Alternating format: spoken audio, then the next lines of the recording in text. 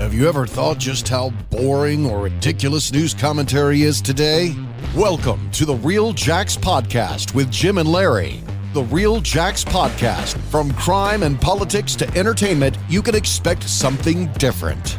Now, let's get real, Jacks. Real Jacks with Jim and Larry is brought to you by Extreme Wings, 4 convenient locations, family sports restaurant and grill, more than just wings. Tremendous Barbecue, open since 2007, 8927 Hurlong Road, open 11 to 8, Tuesday through Saturday, and Sunday 11 to 3. Full barbecue menu, everything homemade, they cater anything, and they love first responders. Advanced Window Tint, 5024 Sunbeam Road, over 26 years experience. 3M Platinum Dealer, highest level of 3M dealer around. They tint vehicles, homes, and businesses. Secure One Protection Services, number one choice for protection since 1986. 356-1111. D-Way Towing, 100 South Jackson Avenue. Phone number is 904-356-3929. They take care of all your towing needs. See our friend Doug Dixon. Norman Brewer for Jacksonville District 11 City Council. We need fighters that will truly represent us on the City Council. Norman Brewer is that guy. He's a constitutional conservative, former law enforcement officer, successful businessman. Norm will call it like he sees it, and you will have no better advocate on the council.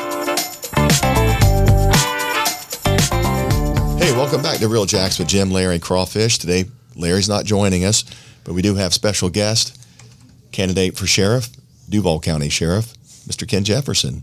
Good to have you back. Thank you, Jim. And we're going to kind of pick up where we left off. And I want to start with the question that if Ken becomes sheriff, what are the first changes you would make? On my very first day, I would sign an MOU with the Florida Department of Law Enforcement, giving them the authority and the right to investigate all police-involved shootings. This will allow the public to see that the new sheriff and the Jacksonville Sheriff's Office are taking their hands off of all of the police-involved shootings to show 100% pure and clear transparency. You know, when we hear talk about CRBs or citizen review boards, that's all they're calling for. They're calling for transparency. They want to have a voice in some of the decisions that's being made with regards to police-involved shootings.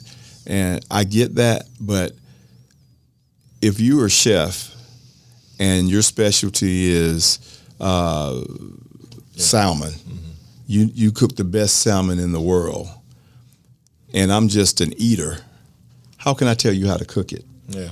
When that's your profession, that's what you've been doing.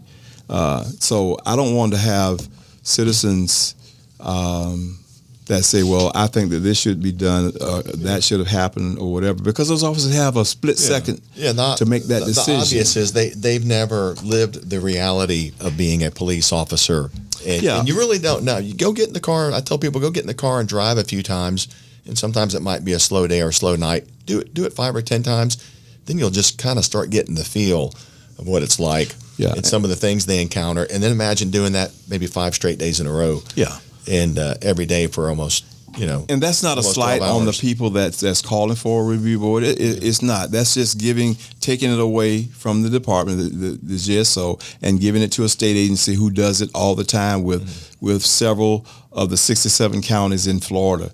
Almost all of them in Florida, they investigate police-involved shootings. And then on top of that, you always have your state attorney investigating the shooting, and you also have the JSO investigating it all at the same time. You got 3 things going at the same time, and JSO is investigating whether policy or procedure was properly administered or followed. So you got all those things happening. And then also, in addition to giving it to the FDLE, I will impanel a commission of citizens, adults, high schoolers, as well as college students, to be kind of like an advisory board or advisory commission, just to, on a regular basis, tell us how we're doing. Yeah. Tell us what we can do better. How can we better serve? So you don't think that'll evolve into a community review board at some point down the road? Okay. No. So create a kind of a formal commission or whatever. Yeah, because I want to hear them to get feedback without getting it third or fourth hand through an officer on the street or something like that. And you know what else? Tell us what you think. Yeah, you know what else? When we impanel that commission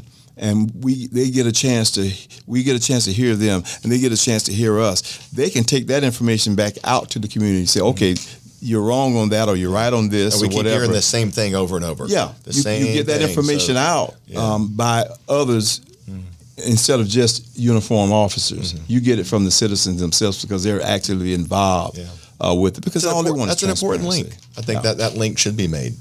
Whoever becomes sheriff, that's an important link to have. It's a good idea, though. Good idea. Tell me what other changes. So you've been there in this big organization. Yeah. Sometimes people complain that it's. I've always been patrol centric in my mind because I've seen the differences of when I was out doing what I was doing. The difference it made to have more officers on the street when they had remember OSS, the government funded program, Operation Safe Streets. Just having twice as many police cars out in the area. And I'm a reserve guy, so I'm out there doing this. I don't want to say for fun, but I'm out there doing it because the police work excites me. Yeah.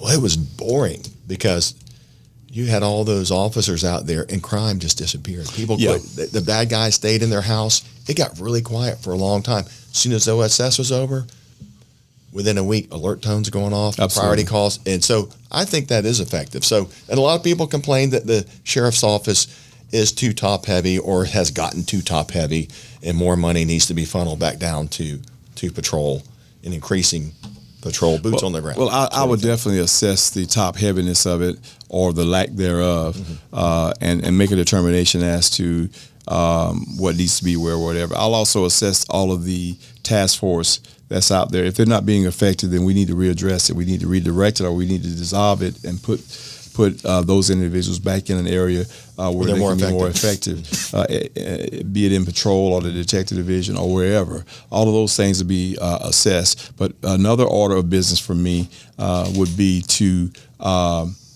strongly enforce community policing.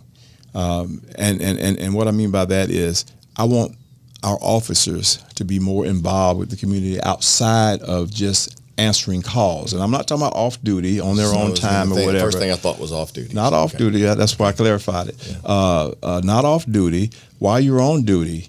And yes, calls for service is the priority. When people call the police, you got to go. I understand that. And there are certain zones that's busier than others that you can't hardly do some of the community policing things that I have in mind.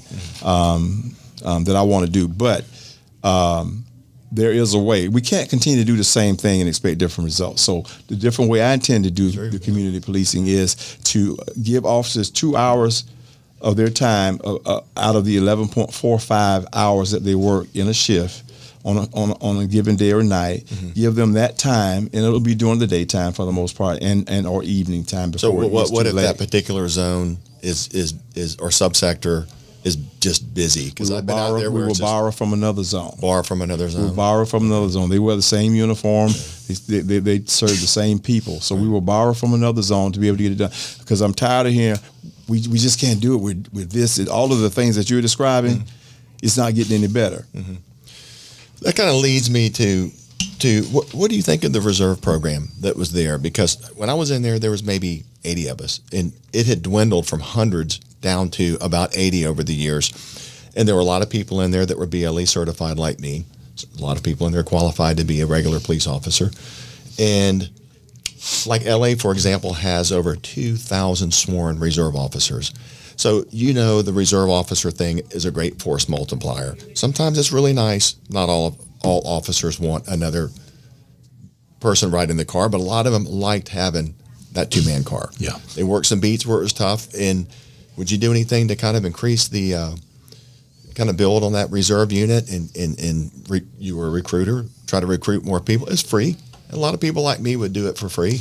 I like it's unpaid when I say free. I like the way you segue me into these questions because you use some of my answers in your question. Exactly. So you've been doing it the whole time. So yeah. Right. And I was going to go back to my recruiting days when I was recruiting as a sheriff. First of all, let me just say this: I respect everyone that puts on a uniform in a volunteer basis to put their life on the, because your life is on the line. Anytime you get in that car in a police uniform, and you're assisting another officer. And unpaid, yeah. They don't know the difference between the guy with the reserve patch and the other guy. Right. They do not. So I have a lot of respect for that and admiration for guys. So thank you for your service when you were doing that. But as a former recruiter, I would want to beef that up. Much more than 80 officers because it's a great force multiplier. And we were so underutilized. In my opinion. And putting the right person in charge of that, someone similar to yourself, in charge of that, knows the duties of it, knows how it should be run, knows how to allocate the resources. Now, Charlie Wall has done a great job. He's the former lieutenant. I know Charlie. Charlie, yeah, I'm sure. Yeah, and they put Charlie in charge of it. Things changed tremendously. After that. Well, if I'm fortunate to become the next sheriff, I look forward to working with Charlie if he's still there. Yeah. I know Charlie very well, and I'm certain that we can come up with a recruiting plan. You know who the best recruiter for the Jacksonville Sheriff's Office is? The sheriff. Yeah. If the sheriff goes out and make an appeal to persons, especially if the sheriff was a former recruiter. I think there's only one candidate out of all these 6 candidates that's been a recruiter, and you're talking to him. If he's able to go out there in the community, in the business community, because there's a lot of businessmen or business owners who wish they could have been a police officer, but they got steered away, or police work intrigues them, such as yourself, that want to get out and help out. There's a lot of them that's out there. It was a natural calling. I just couldn't do it as a full-time job. Yeah, but it's something I always had a passion for, and I love doing it. I would look forward to working with the recruiter. A lot of people are like that. Yeah. So I would look forward to working with him to beef that up, and it can be beefed up. Okay, because I think a lot of the reserve unit people there felt like they were just kind of ignored, and they were just there because it was obligatory to have a reserve unit, and a lot of people. There's some really fine people in there, and they were, I think, grossly underutilized. Well, I've worked with a lot of them. Some of them have rolled with me and became full-time officers because of their love for police work. So that would definitely be a priority. It's a good test drive. If you're not sure if you want to do it full-time, it's a good way to test drive it. Absolutely. So tell me what you think your best leadership quality is, and what are your weaknesses? Because, I mean, we've all got weaknesses. My ability to motivate and lead others by example would be a strength. I described to you at the beginning of the first segment 9 different positions that I held within the Jacksonville Sheriff's Office. There was 9. Out of those 9, I only put in for 2. The other 7 came from me because of my leadership abilities, because of my ability to get things done and raise the bar from one level to a higher level. Everywhere I worked, I was able to do that. And I will continue to do that as a sheriff. I work on that every day to make sure that bar is at a standard where others have to follow and make the Jacksonville Sheriff's Office one of the premier law enforcement agencies if not just the state, but the United States, which we were at one time. I think we were on par with LAPD, I think number 2 when it came to training and so forth. We were. And they're a pretty fine agency. Yeah. A weakness would be I'm very, very tough on myself. Very tough on myself because I try to be a perfectionist in everything that I do. I try to serve it with excellence. Doesn't sound like a weakness. And it is to me because unless you're unforgiving on your faults. I'm sometimes unforgiving on certain things, and my wife has to tell me from time you did the best you could on that, or there wasn't anything else you could do with so that. Let it go. Move on. Yeah. So that would be a weakness of mine that I'll have to work on. You were talking about leadership. Did you ever attempt to achieve any rank and become in an official leadership capacity of having stripes or bars or stars and being over units? I did. I took a promotional exam a couple of times, but how'd that work? Let me tell you, obviously it didn't work out. Obviously it didn't work out. Okay. I don't know why you asked me that, but anyway, all of the roles that I had, I was already in leadership. I was already in leadership. I mean, out of the 9 positions that I held, I only put in for 2. Okay, and those were leadership positions. The others were offered to you. Is that what you? Every last one of them, with the exception of 2, were offered to me, or they came to me because somebody recognized your leadership skills. Absolutely, gotcha. After 2 years, they said Ken would be good to run this. Right, that's exactly right. Okay. After 2 years, Jim, I get a call to report to Human Resources to talk to the chief. I did not know who the chief was at that time of Human Resources. And I'm going on duty. They say, go to Human Resources. I'm scared to death because I don't know why I'm being called to Human Resources. You might be getting fired if you go to HR, right? So, in your mind, you start thinking, okay, did I do something? You're in trouble if they say bring your stuff. Yeah, well, he didn't say bring your stuff, just report. And when I went in, he said, listen, we've been watching you, and we know that you took a certification course at the academy. We want you to become an academy. We want you to be on the academy staff.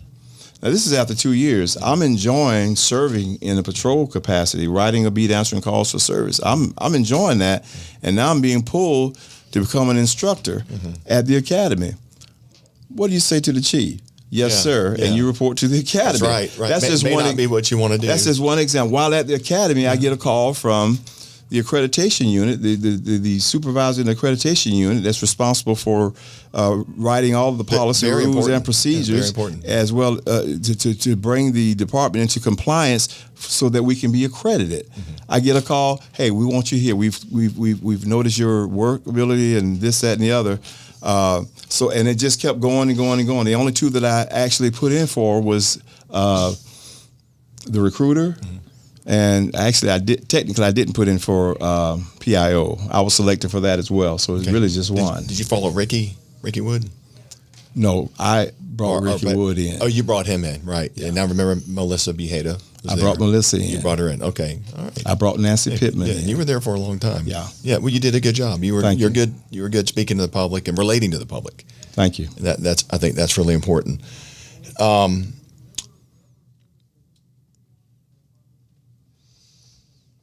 You said you were a detective? Burglary and sex crime. Okay. So you did work in sex crime. And administrative detective. Okay, and administrative. Okay, so you worked in burglary, okay, and sex crimes. So I worked in crimes against property as a burglary detective. Okay. I worked in crimes against persons, which is big, yeah, as sex crimes detective. Okay, important. Okay. I turned down homicide. I was going to ask you if you had commanded any homicide scenes. No SWAT call-outs you commanded because you weren't involved in SWAT. Never wanted to be on the SWAT team. Okay. Yeah, and that's kind of a passion. Never wanted to be in narcotics. Never wanted to work as a SWAT officer. Yeah. Okay. No vice? Narcotics, vice, okay, any of that. No undercover stuff. When I stepped out of the car, I want them to know I'm the police. Yeah, I want them to wonder. Yeah, I worked. I worked in a lot of that stuff, vice and undercover stuff. It's pretty risky in narcotics. It's pretty, but it's all undercover stuff. All undercover, I didn't plain clothes. I preferred the obvious stuff. Burglary, sex crimes, economic crimes, or anything that didn't require undercover. Okay. You said you turned down homicide. Why? Just not your style, or? I was asked 3 times by the commanding officer in there to come and work in homicide. I was working in sex crimes at the time. They noticed my work there and thought that I would be a good fit in the homicide unit. Just as I was that close to saying yes, because I took the death and injury investigation course, got that certification. I was prepared to do it. Just as I was about to say yes, the recruiter's position came open. And someone strongly suggested that I might ought to look at that, take a good look at that. And I took a good look at that, and I applied for it, and I competed against 11 officers and got that. You're the gatekeeper as the recruiter, because if you can't get past the recruiter, you're not getting on. That's correct. And I remember, they get bombarded with applicants, and somebody I knew up there said, take a look at his file, because they're just piling up. People as good as me or better. So you almost have to have someone call and say, hey, take a look. This guy's a good guy. Take a look at him. I received some of those calls. I'm sure you did. And because there's a lot of applicants. But if you don't get past the recruiter, your file may sit on that recruiter's desk for a year or two. It's a tough row. It is tough. If you had to put it down in a sentence, what would you want to tell the community who's That's exactly going to come out and vote? What I was going to ask. This is your chance to now you pitch yourself. No more. Say questions. it again. So you have what if you could put it in one sentence? What would you want the community to know before they go out and vote?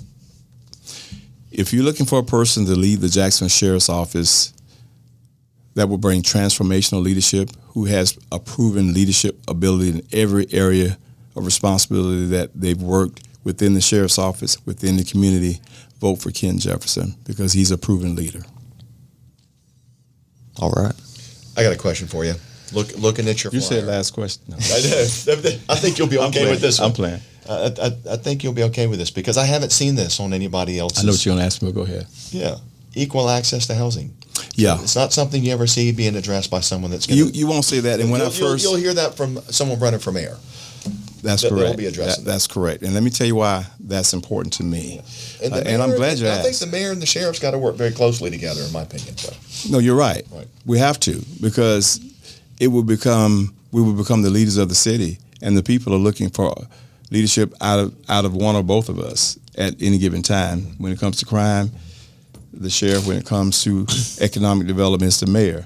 But fair and equal housing as a platform for me is very important because the homeless population should be a concern for us all.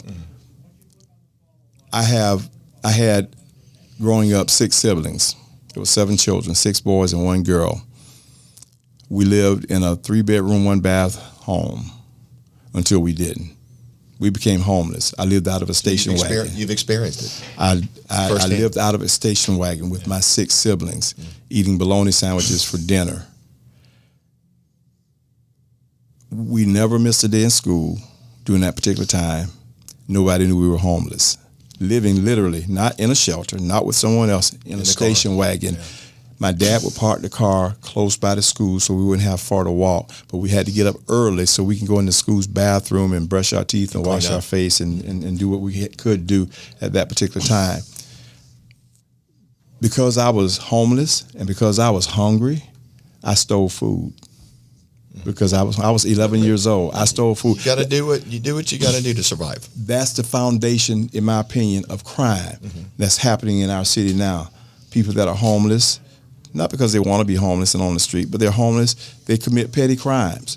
Those petty crimes can easily lead to bigger crimes. If you steal, you'll break in somewhere and steal. If you break in somewhere and steal, they're all gateway you'll rob. Right. You'll rob somebody, and robbery could easily lead to being desperate and killing somebody. So it's if I can cut it at the foundation. Now, as a sheriff, no, I can't make fair and equal housing happen, but I can, from my platform, I can advocate for it. Okay. That's one of the reasons why. I was going to ask, how could you do that as sheriff? But so you're just going to be an advocate for it. I'm going to be an advocate for it. Try to work with the city, the mayor. Because I sit currently on the Changing Homelessness Board now, and I see the effects, the ill effects of the homeless right now. If you own a business downtown, their concern is, okay, I know they're homeless, and they want to come in my bathroom or my shop, and they want to do this, that, and other, clean up. So they're defecating in front of these businesses. They're doing all kinds of things to disrupt their business. So if we can help them get off the streets, and that'll help with the foundational crimes, then you'll see crime go down. So I would be an advocate. I would be one of the biggest advocates to try to have fair and equal housing. Okay. Real quick, would you say crime, and we're going to wrap this up here soon, would you say crime in the last 10 years in the city of Jacksonville? Because crime kind of used to be, when I say crime, I'm talking like violent crimes. Would you say that's become more pervasive in Jacksonville, violent crime? Because it used to be kind of isolated in certain areas.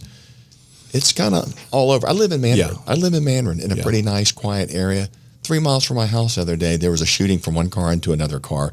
And they chased the guy all through the neighborhood. You probably know about this. And had to do a pit maneuver and take the car out, run him through back neighborhoods not far from mine. Yeah. We never used to see that over there. I was on television for 11 years as a crime and safety expert with Channel 4. So you were aware of just about everything that was happening. Well, I was responding. It was newsworthy. I was responding to real life crime scenes. When people say, and you'll hear this from my one or two of my opponents, well, Ken's out of touch. I'm more in touch than they are because I was still going to crime scenes. I was still talking about what's going on in this community. I was still giving the police credit when credit was due. I was criticizing them when they deserved criticism, but I always never leaned to the right or the left. I called it like I saw it. And I always said, out of the 11 years that I was on television, crime has a propensity to take on feet. and it'll move. You see more crimes in Arlington. Yeah. It's not just on the north side anymore. Yeah, right. Yep, it's more mobile on the north side. But when you hear stuff happening in Mandarin, when you hear stuff happening in Ocean Way, when you hear stuff happening in Arlington, it's moving. It moves around. So never get the false sense of security that because it's happening over here, that it doesn't affect you over there. People live in Mandarin used to say, "Well, I live in Mandarin, and I'm glad that that stuff hadn't come over here." But the kids go to Stanton High School. Where's Stanton High School? It's at 13th and Myrtle. 13th and Myrtle is in the Northwest Quadrant where a lot of this stuff is happening. So yeah, it can affect you as well. So I hope that people never get the idea or the thought that if it's happening somewhere else, it can't happen where you are. Yeah, I agree. And it's certainly moving around. Absolutely. It's got feet. It is. I know this last couple of years. It's gotten pervasive. It's got Well, thank feet. you for asking both of you for asking good questions, good challenging questions. Think we were fair? Yeah. Good. Well, see, we try to be just I have direct a motto. and fair. And we whoever we have in here, we're going to pretty much ask them all the same stuff. That's fine. So. But here's my motto. Because I was the spokesman and I used to be the vice president of the Florida Public Information Officers Association, and they would come in and they would gripe about, man, these questions, this, that, and other, that the police ask me, this, that, and other. So I always tell them, the press controls the questions, you control the answers. So you can ask me anything you want because I control the answers. True. Yeah, I agree. So yeah, it was fair. I agree, and you got to be prepared for anything. Yeah. But we try to be fair. Yeah. And give everybody an opportunity to come on and promote themselves. And we'll have some other candidates on for sheriff as well. Sure. You were our first one. Okay. Good having you, sir. Thank you. Okay. Thank you for having me. Yes, Zach, yes, sir. Nice to meet you. Okay. Fish, I'm sorry. It's either or. It's fine. I'm going to wrap. Go ahead. Something else you want to say or ask? I kept telling him it was the last question. And I know. I kept adding questions. He's got one more for you. I do. Right. So, again, you don't have to answer it, but what would you say to the people who bring your past with tax liens into the question of your leadership? Well, going through a nasty divorce like I went through, and being burdened with having to file a Chapter 7 and having all of the debt pressed against me, I would say that I've settled that argument and I'm not going to continue to talk about it. All right. Yes, sir. Okay. Right. Go ahead. All right. Good answer. And just like you said, you get to pick your answers. Yeah. Perfect. I'm not going to spend time talking about something that happened 25 years ago. What did you do 25 years ago? I'm not talking to you personally. I got you. Yes, sir. Yeah. Some stuff is public and it's going to come up, and you've been doing this long enough to know that you're going to get hit with everything, especially if you get into a race again. You're probably going to get hit with everything that anybody can throw at you. Bring it on. Yeah, there you go. Yes, That's sir. the answer. Sounds like you're up for the run again. I wouldn't have gotten in it if I didn't know what I was up against. So, I'm gonna say it. They brought this stuff up before. I went through a nasty divorce. Yeah, I had a tax lien. Yeah, I got behind because of my financial hardship on child support. I never stopped paying child support. I got behind on child support. Life happens. If you're looking for a perfect candidate, you ain't gonna find one. You're not gonna find one. Nobody's had a perfect life. We've all had adversity, and of course. I've faced those issues. A lot of them I've settled those issues, and to bring it up just means that they're trying to take attention away from whatever they may have against them, pointing it at another person. So, that's part of being a candidate. That's part of being a target, if you will. I've addressed those issues, and in my opening announcement, when I announced my candidacy, I made it clear that I'm not going to spend time talking about 25 years ago when we got our children's blood on the street. Are these all resolved, those liens that he's talking about? They're mostly resolved. Okay. You put an S on it, but it's only one. So, okay. So good. I'm glad you clarified that. That's important. All right. That's good stuff. Good interview today. What do you think? All right. Yeah, I'm good. Okay. Hey, that was candidate for sheriff, Ken Jefferson. Good to have him on. And we're going to wrap with Real Jacks with Jim, Larry, no Larry, and Crawfish. Kim, appreciate you coming. Sure thing. Thanks for watching. Thanks for listening. We'll see you all next time.